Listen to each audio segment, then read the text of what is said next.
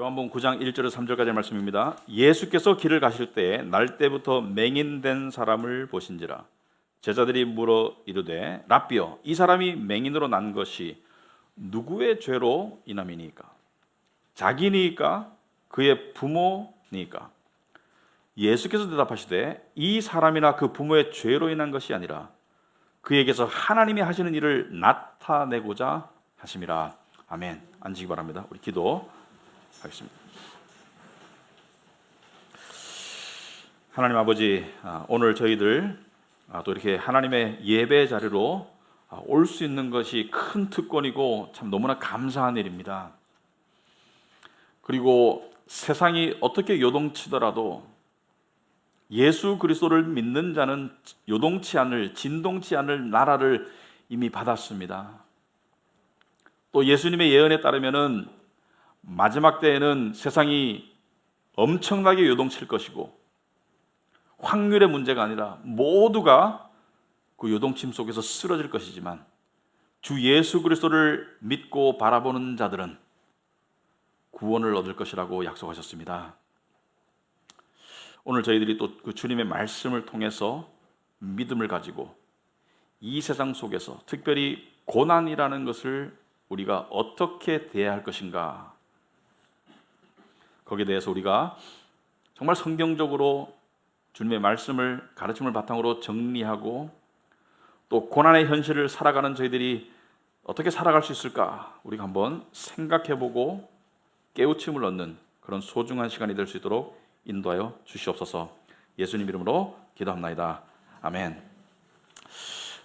여러분, 이 복음서를 보면 예수님의 이 사역이나 예수님의 그 삶의 그 기록들을 보면은 많은 사람들이 예수님께 왔어요.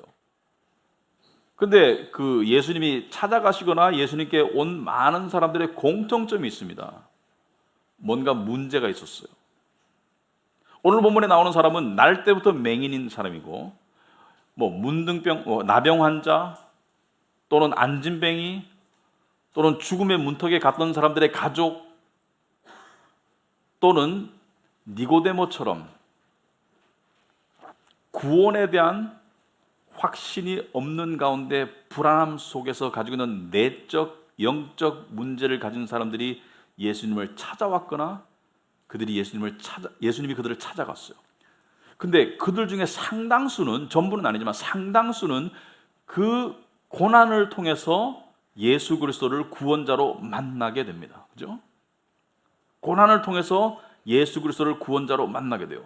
고난은 우리 인생에서 엄연한 현실입니다.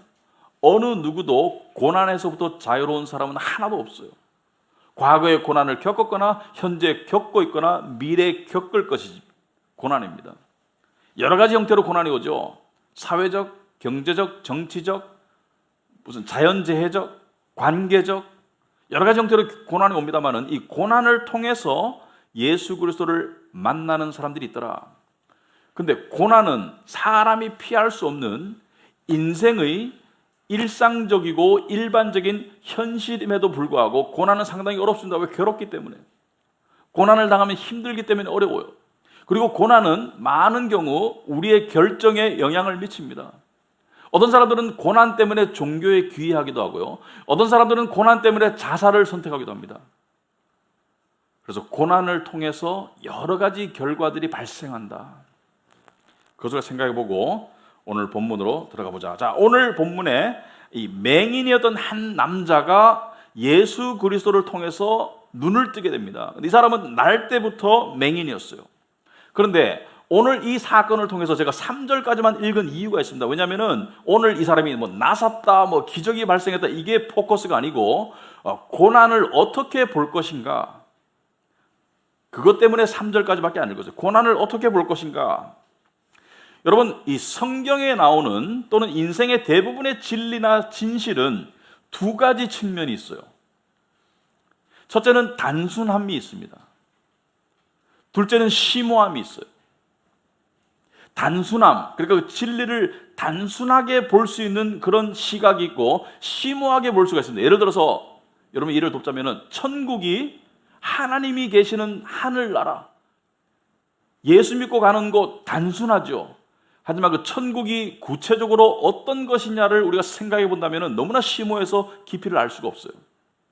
하나님은 사랑이시다, 단순합니다. 하나님은 사랑이시니까 우리를 사랑하셔, 단순하지만 하나님의 사랑이 그 깊이와 그 넓이가 어떤지를 아는 것은 상당히 심오하죠. 알 수가 없어요. 그 끝을 알 수가 없어요. 복음도 마찬가지죠. 복음은 단순해요. 예수님의 죽으심과 부활하심이 복음이죠. 예수님의 죽으심을 통해서 죄를 사함받고 그분의 부활을 통해서 영생을 얻는다. 복음은 단순해요. 하지만 복음의 은혜와 능력이 우리의 삶에 어떻게 역사하시고 우리의 모든 삶의 영역에 어떻게 작용하는지를 아는 것은 상당히 심오합니다. 이와 같이 인생의 진리와 진실들은, 중요한 진리와 진실들은 단순함과 심오함으로 구성되어 있는데 심오함으로 바로 갈 수가 없어요. 단순함이라는 문을 통해서 들어가는 것이지. 무슨 말이냐면은 우리가 복음의 그 심오함을 먼저 깨달을 수가 없어요. 어떤 사람들은 그걸 다 알아야 되겠대. 천만의 말씀 알고는 알 수 없어요. 예수님이 나의 죄를 위해서 죽으셨다는 그 단순한 진리를 받아들임으로써 심오함으로 들어갈 수 있는 것이지, 단순함의 관문을 통하지 않고 심오함으로 갈 수가 없어요. 하나님의 사랑을 받아들여야지, 단순한 믿음으로 받아들여야지 그 하나님의 사랑의 깊이와 넓이 속으로 들어갈 수가 있는 것이지. 고난도 마찬가지입니다. 여러분, 고난을 이해하고 싶죠? 고난이 왜 생기는지, 고난의 원인이 뭔지, 고난의 목적이 뭔지, 고난의 의미가 뭔지, 그 심오함을 알기 위해서는 고난의 단순함을 먼저 받아들여야 된다. 그래서 오늘 여러분의 설교를 통해서 고난의 단순함과 고난의 심오함에 대해서 우리가 살펴볼 것이다. 자, 먼저 그 당시의 사람들은 고난을 어떻게 여겼는가? 고난의 원인에 대해서, 고난이라는 현상은 부정할 수 없는데 그 고난의 원인에 대해서 어떻게 사회적으로, 문화적으로, 종교적으로 인식을 하고 있었는가? 이게 굉장히 흥미로워요. 굉장히 재밌습니다. 그런데 예수님은 고난을 어떻게 반직관적으로 바라보시는지를 아는 것은 상당히 흥미롭습니다. 그래서 오늘 1절에 보시면은 한 남자가 나오죠. 예수께서 길을 가실 때 날 때부터 맹인된 사람을 보신지라. 자, 선천적인 맹인이 있고 후천적인 맹인이 있는데 이 사람은 세상을 한 번도 본 적이 없어. 여러분, 이것은 엄청난 고난이죠. 여러분, 사람이 여러 가지 오감 가운데 뭐 시각, 후각, 청각, 미각 여러 가지 오감이 있는데 그 중에서 일반적으로 가장 잃기 싫은 게 시각이라고 그래요. 차라리 냄새를 안 맡지, 차라리 듣지를 못하지, 차라리 맛의 기능을 잃어버리지. 시각이 가장 중요한데 한 번도 세상을 본 적이 없어. 그리고 또 더 나아가서 이 사람은 거지예요.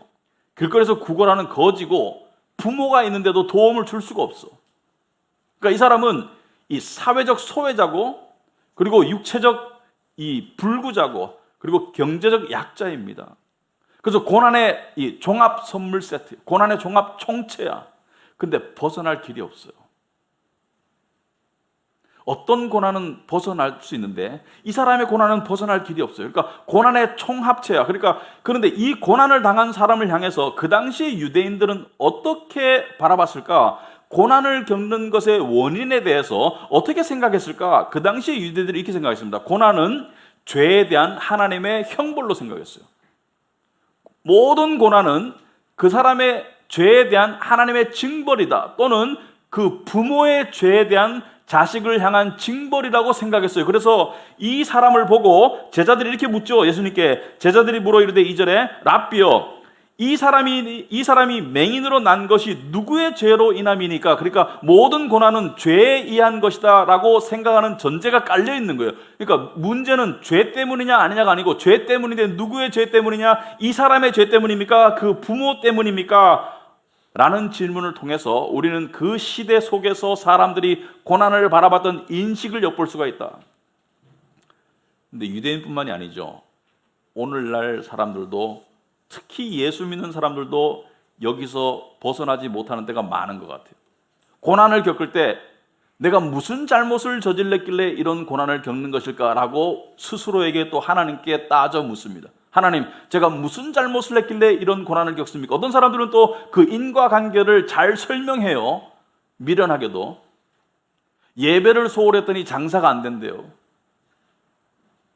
어떤 사람들은 내가 했던 잘못에 비해서 고난이 너무 큰 것 같아 불공평하대요. 어떤 사람들은 잘못한 게 없는데 고난이 주어진 것 같아서 모르겠대요. 그래서 그러나 이 모든 것의 공통점이 뭐냐면은 고난은 죄를 향한, 잘못을 향한 하나님의 징벌이라는 인식이 깔려 있는 것이죠. 특히 종교인들에게. 세상 사람들은 뭐예요? 고난이 재수가 없어서, 또는 어떤 사람들은 뭐 전생에 뭐 죄를 많이 지어서, 또 어떤 사람들은 여러 가지 이야기를 하죠, 고난에 대해서. 근데 예수님의 대답이 상당히 의외입니다. 상당히 의외예요. 3절에 보시면은 예수께서 대답하시되 이 사람이나 그 부모의 죄로 인한 것이 아니래요.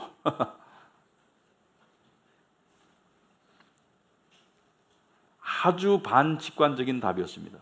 제자들은 죄로 인한 것이라는 데서는 의심의 여지가 없었는데 누구의 죄 때문이냐가 관심사였지, 예수님은 근본을 뒤집으셨어요. 이 사람이나 그 부모의 죄로 인한 것이 아니다.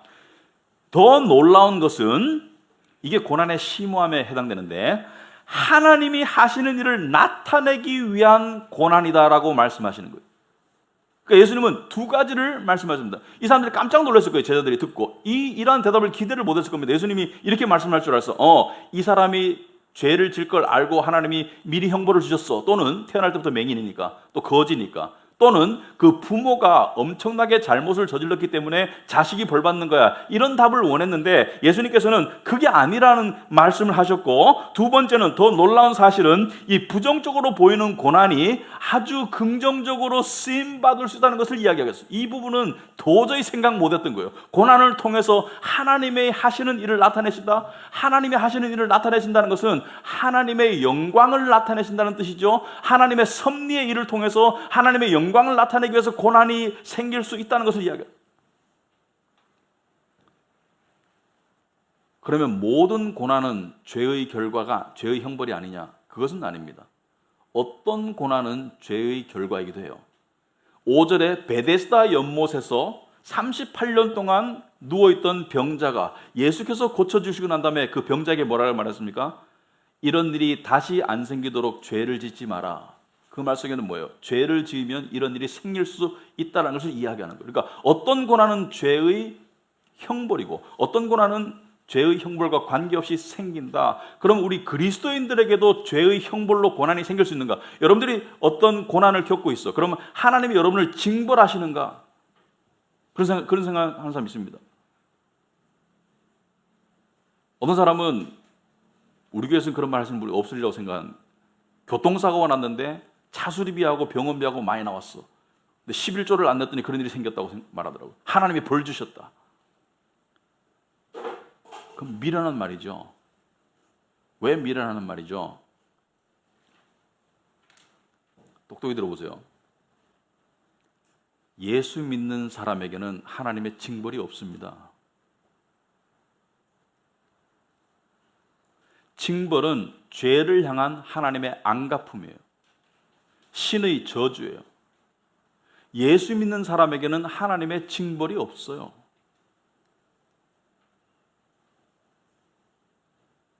그래서 고난을 당할 때 하나님이 나를 어떤 죄 때문에 나를 징벌하시는구나, 안갚음하시는구나 라고 생각하는 것은, 그것은 신앙적이지 않아요.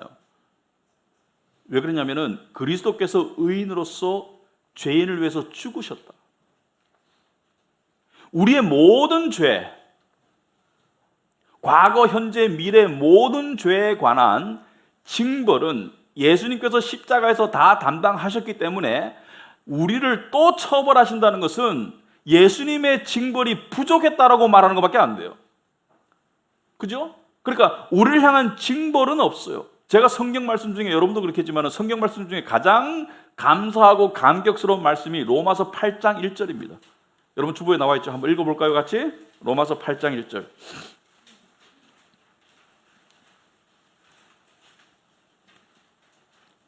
로마서 8장 1절 한번 읽어보겠습니다. 그러므로 이제 그리스도 예수 안에 있는 자에게는 결코 정죄함이 없나니, 여기서 정죄라는 것은 죄를 향한 징벌을 정죄라고 그래요. 그리스도 예수 안에 있는 자에게는 결코 정죄함이 결코 없다. 결코 없다는 것은 하나도 있을 수 없다. 하나님의 말씀을 액면 그대로 받아들인다면 우리가 어떤 잘못을 했을 때 하나님이 우리를 징벌하시고 안갚음하시는 것은 없어요.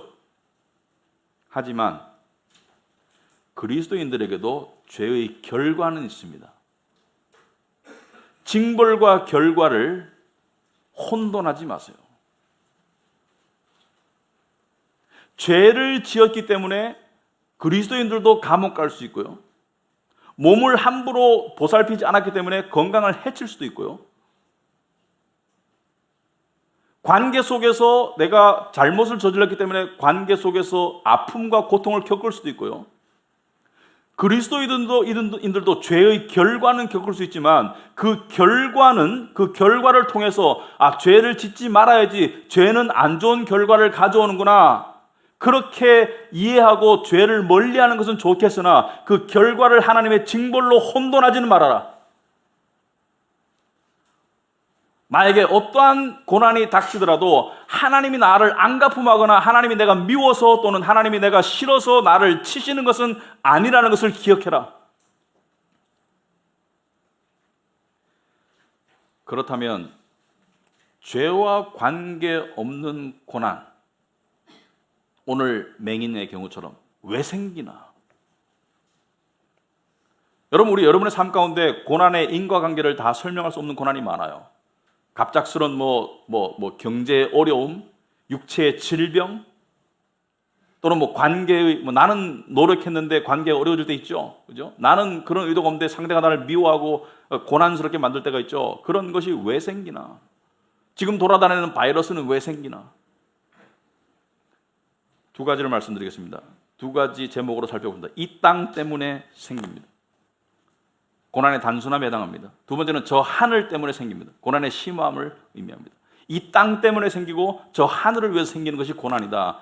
자, 이 땅 때문에 생긴다. 자, 고난은 그것이 육체적이든 지금처럼 생물학적이든 또는 지진과 같은 그런 고난이든 또 관계의 고난이든 경제적인 고난이든 어떤 고난이든 간에 왜 생깁니까? 왜냐하면 죄로 망가진 세상 속에 일어나는 현상이에요.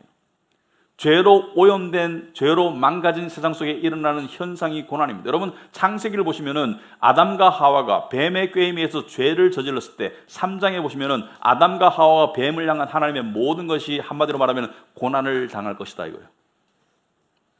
너희들이 고난을 당할 것이다. 남자에게는 남자의 고난이 있고 여자에게는 여자의 고난이 있고 너희들이 고난을 당할 것이다. 죄의 결과가 고난입니다. 여러분, 오염된 물 속에 사는 물고기가 건강할 수 있어요? 문제가 없을 수가 있어요? 우리는 죄라는 곳에 오염된 세상 속에 태어났기 때문에 사망을 향해 가고 있는 거예요. 모두가 다 죽어가고 있는 거예요. 태어나는 순간 죽음이 예약되어 있는 거예요. 그리고 이 속에서 세상만이 아니고 인간이 죄로 오염되었기 때문에 서로 미워하고 서로 배신하고 서로 헐뜯고 그리고 서로를 죽입니다. 심지어 이 속에서 우리 좀 현실적으로 생각해 봅시다. 젊었을 때 저도 이런 생각 많이 했던 것 같아요. 이것만 지나면은 인생이 괜찮을 것 같아. 대학만 들어가면은 그 다음부터는 문제가 없을 것 같아. 취직만 하면 문제가 없을 것 같아. 근데 문제가 없던가요? 또 다른 문제가 있죠. 또 다른 문제가 있어요. 지금쯤 되니까 감사하게도 고난이 인생의 자연스러운 당연한 현실이네. 이것이 중요합니다. 이걸 인식하는 게. 더 나아가서 죄인이 당연히 받아야 될 형벌은 지옥인데 우리같이 믿는 사람들은 이 세상에서 일시적인 고난밖에 안 당하는 것은 감사한 일이네. 이 정도까지 가야 돼요. 고난은 인생의 당연한 현실입니다. 고난이 없는 것처럼 보이는 사람이 있어도 고난이 없는 사람은 없어요. 어떤 사람은 고난이 없는 것처럼 보여. 겉으로 볼 때는 고난이 없는 것 같아. 하지만 속속들이 들어가 봤어요? 그래서 고난의 엄연한 현실 속에서 우리는 한 가지를 수용해야 되고 한 가지를 거부해야 돼요. 고난의 엄연한 현실 속에서 우리는 한 가지를 수용하고 한 가지를 거부해야 됩니다. 그 수용해야 될 것은 뭐냐? 고난이 삶의 너무나 당연한 현실이기 때문에 고난이 없는 삶을 바라는 마음이 비현실적이다라는 것을 우리가 수용해야 됩니다. 고난이 없는 삶을 바라는 것은 도움이 안 돼요. 그런 사람은 더 고통스러워. 그런 사람은 고난을 당할 때 내가 왜 당해야 돼? 이런 생각밖에 안 해. 하나님이 왜 나를 사랑하신다면서 이런 고난을 허락하신? 여러분, 제가 들을 때 제일 그 어리석은 말 이런 말이에요. 예수 믿는 사람이 하나님이 나를 이렇게 사랑하신다면서 왜 나에게 고난을 허락하셨어? 여러분 좀 속으로 인생 웃기고 자빠졌네. 죄인이 죄로 망가진 세상 속에 살면서 현재 상태에서 고난이 없기를 바란다고? 천국 가는 건 감사해. 천국 가면 고난이 없지. 현실을 보세요. 고난이 없을 수가 없습니다. 애가 태어나면 기쁜데 태어나니까 고난이 시작되죠. 새로운 고난이, 상상 못한 고난이, 그죠? 그래서 그토록 뭐 애를 달라고 기도해가지고 뭐 태어나서 기쁨은 잠시고 애가 태어나니까 막 너무 힘들대. 결혼하려고 막 목매달다가 결혼 안 하면 뭐 힘들대. 안 그럴 줄 알았어? 고난이 현실이에요. 두 번째, 거부해야 될 게 하나 있어요. 한마디로 말해서 상상 고난을 하지 말아라. 참 요즘 사람들 이상한 쪽으로 똑똑해. 생기지 않은 고난을 상상해서 스스로를 고난스럽게 만들어. 고난을 들어오면은 지금 진행되는 고난이 아니야. 앞으로 있을지 모르는 거야. 어떤 사람은 30대인데도 노후를 걱정하더라고. 지금부터 폐지 죽을까 봐 걱정된대요. 그 상상 고난이야. 그거는 그때까지 뭐 살지도 모르는데 뭘 걱정을 해. 예수님께서 뭐라 했습니까? 오늘 근심 오늘 족하다는데 왜 내일을 땡겨서 걱정 안 하게? 상상 고난이에요. 그래서 고난 아닌 거를 고난으로 만드는 거 참 미련한 거야. 아주 기발해. 내일 일, 내년 일, 10년 뒤를 미리 땡겨서 상상하고 있어. 여러분 상상 임신 알아요? 상상 임신. 임신 안 했는데 임신했다고 상상해가지고 헛구역질도 막 하고 그래. 그래서 영국의 그 여왕이, 이름 제가 메리 여왕인지 확실히 잘 기억이 안 나는데, 이 스페인의 이 왕과 결혼했죠. 그래가지고 둘이 해가지고 임신해가지고 나라가 난리가 났어. 여왕이 임신하니까 막 나라가 난리가 났어. 근데 임신이 아니었어. 상상 임신이었어. 그런 에피소드가 있었는데 상상 고난이 참 많더라고요. 참 상상력을 엉뚱한 대로 참 발휘해. 천국을 상상 안 하고 고난을 상상하고. 그런데 참 재주 있는 사람 참 많아요.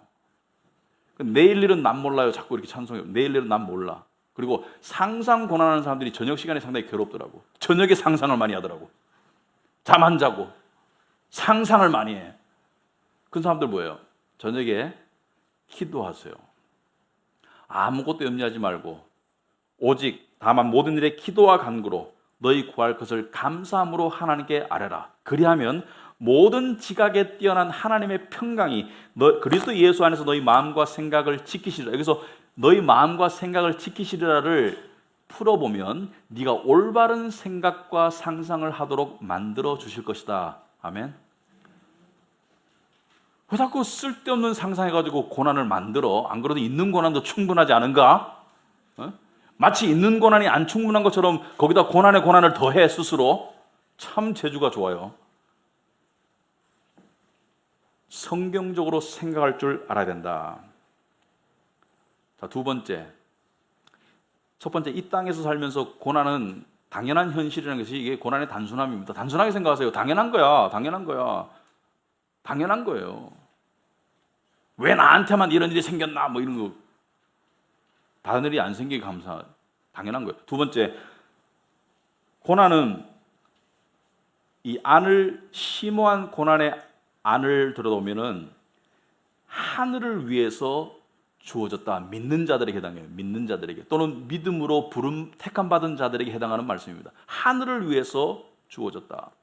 고난이 이 땅의 부정적인 부산물임에도 불구하고 하나님의 섭리의 손길이 닿으면은 고난이 너무 긍정적인 결과를 가져온다. 이게 고난의 심오함입니다. 겉으로 볼 때는 너무 안 좋은 것인데 안을 들여다보면은 이 고난을 통해서 아주 심오한 어떤 은혜로운 일이 일어나는 것이 고난의 심오함이다. 자, 예수께서 3절에 첫 번째, 이 사람이나 그 부모의 죄로 인한 것이 아니라라고 말씀하시고 난 다음에 예수님이 뭐라 했습니까? 그에게서 하나님이 하시는 일을 나타내고자 하십니다. 하나님이 하시는 일이라는 것을 다른 말로 말하면 하나님의 섭리죠, 그죠? 그것을 좀 더 고차원적으로 말하면 하나님의 영광을 나타내시기 위해서 고난이 주어졌다.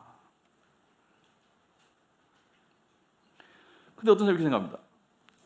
아니, 나는 괴로운데 하나님만 영광 받으시면 잔인하지 않아? 아직 멀었어요. 하나님의 영광과, 하나님은 누구를 통해서 영광을 받으시나? 믿는 자들을 통해서 영광을 받으십니다. 근데 믿는 자가 내가 불만스럽고 막 불신앙을 가지고 괴로운데 하나님께 영광이 드려지나요? 하나님의 영광과 인간의 감사는 같이 가는 거예요. 웨스트민스터 신앙고백 소요리 문답 1번에 오시면은 인간의 가장 주된 목적이 무엇입니까? 하나님을 영화롭게 하고 그분을 즐거워하는 것이다. 그분을 즐거워하는 것이 하나님을 영화롭게 하는 거고 같이 가는 거죠. 그래서 이것을 종합해 보면은 고난을 통해서 하나님은 우리에게 감사하도록 만드실 것이다. 아멘. 감사하도록 만드셔서 영광을 나타내실 것이다. 이것이 고난의 심오함입니다. 그러니까 말하자면은 안 좋은 것을 들으셔서 우리에게 좋은 것을 주실 것이다. 이게 하나님의 선하신 뜻입니다. 모든 것이 합력하여 선을 이룰 것이다. 이게 고난의 심오함이에요. 세상 사람들은 고난이 부정적으로 생각하는데 일반 은혜 속에서 세상 사람들도 고난을 긍정적으로 생각하는 사람들이 있어요. 군대에서 고생해 봐야 돼, 뭐 이런 얘기 하는 거죠. 근데 우리 믿는 사람에게는 모든 고난은 일부 고난이 아니고 특정 고난이 아니고 모든 고난은 그것을 믿음으로 받아들였을 때 하나님의 영광이 드러나고 우리에게 감사와 믿음의 깊어짐의 선물을 주는 통로라는 것을 아셔야 된다. 자, 그래서 세 가지를 구체적으로 설명을 드리겠다. 어떻게 고난이 우리의 감사와 믿음과 하나님의 영광으로 연결되는지 세 가지를 살펴보자. 첫째, 고난을 통해서 고난 때문에 우리는 하나님을 찾게 되어 있습니다.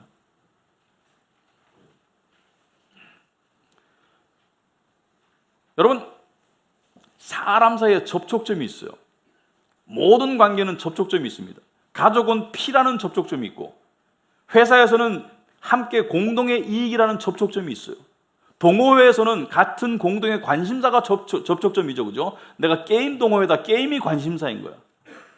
모든 관계는 접촉점이 있어요. 그 관계를 연결하는 근본적인 통로가 있어요.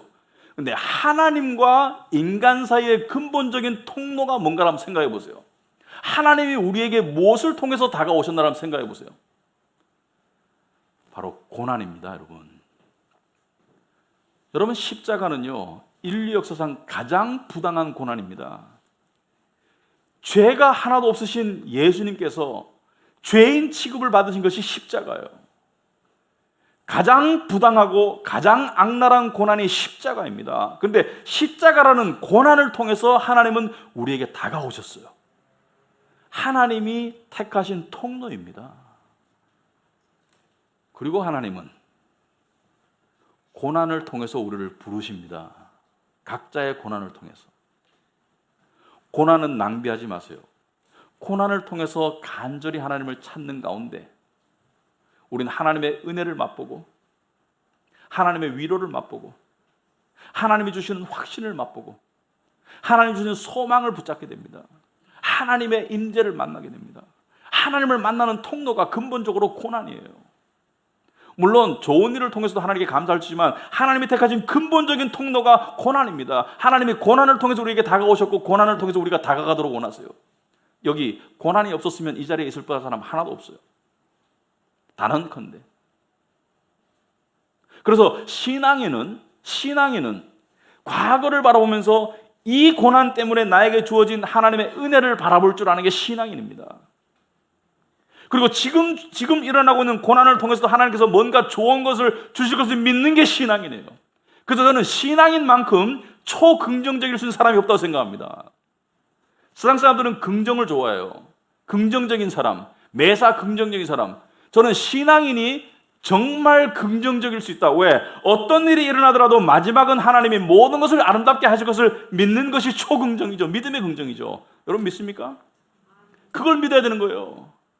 저는 신앙의 삶을 살면서 감사한 게 긍정적으로 변해가더라고요. 긍정적으로.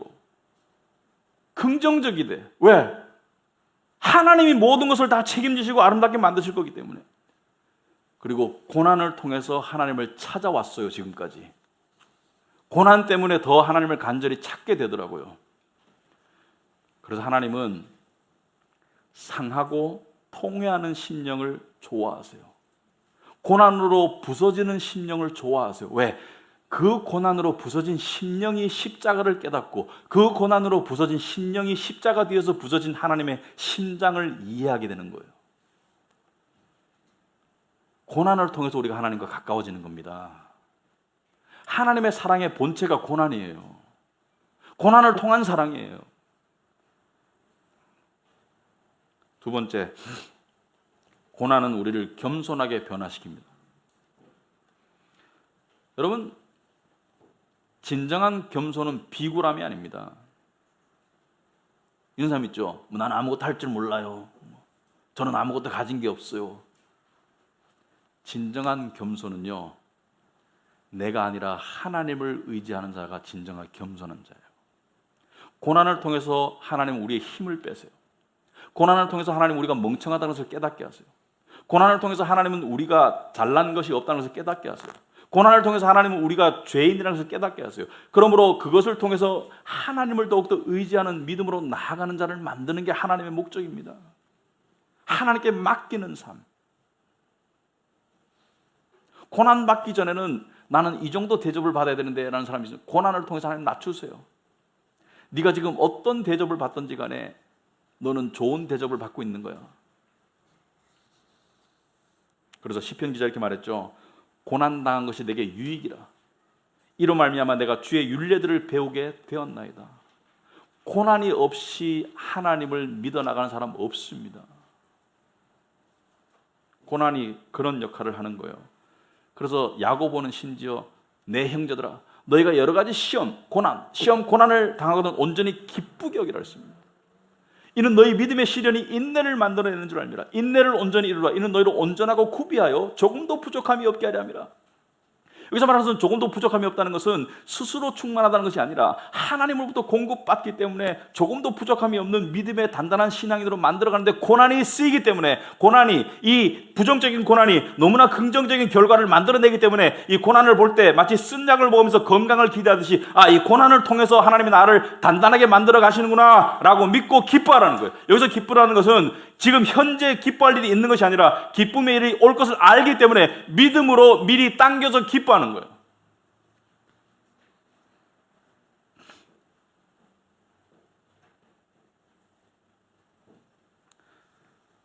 기독교의 삶은 너무나 긍정적일 수 있어요.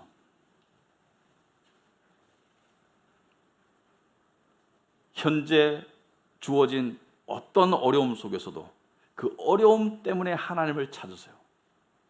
그러면 그 속에 위로와 하나님의 약속과 하나님의 확신, 그러니까 말씀이 달아. 고난 속에서 보는 말씀이 너무 달아요.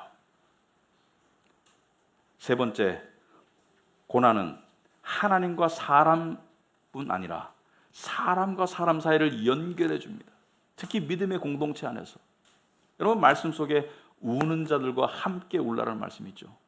우는 자들과 함께 울라. 여러분 우리 모임하죠? 그러면은 힘든 것을 이야기해요. 고난을 이야기합니다. 근데 조심해야 될 것은 그 고난이 절망으로 향하도록 하지는 마시고 고난을 잘 들어주고 그리고 고난 속에서도 기도해주고 이것을 통해서 하나님이 선한 결과를 주실 거예요. 거짓말 아니거든요. 하나님의 약속을 진리를 말해주고 그럼으로써 우리가 하나가 되는 거예요. 여러분 우리는 하나가 되는 것이 하나님의 뜻입니다. 우리의 과거는 많이 달라요. 우리의 현재의 모습도 달라요. 그러나 우리의 미래는 똑같아요. 우리의 지금 현재의 모습과 과거의 모습은 많이 달라요. 그러나 우리의 미래는 똑같아요. 기독교인은 미래지향적인 사람들입니다. 기독교는 과거에 얽매이는 있는 사람이 아니에요. 기독교는 현재가 발목 잡는 사람이 아니에요. 기독교인은 미래지향적인 사람이에요. 제가 나이 들면서 보니까 점점 더 미래지향적으로 돼. 나이가 들수록 미래지향적으로 돼. 왜? 나이가 들수록 세상이 싫거든. 그러니까 바랄 거는 미래밖에 없어. 근데 그게 너무 좋은 거야. 왜? 우리의 미래는 너무나 영광스럽고 찬란하니까. 이 땅에서도 하루하루 달라질 거지만 예수님이 오시는 날 우리는 완전히 달라질 거거든요. 매튜 헨리라고 유명한 영국의 이 성경 주석가가 있습니다. 매튜 헨리가 쓴 주석이 세계에서 가장 많이 읽히는 주석일 거예요, 아마. 지금도. 이 사람이 연애를 했어요.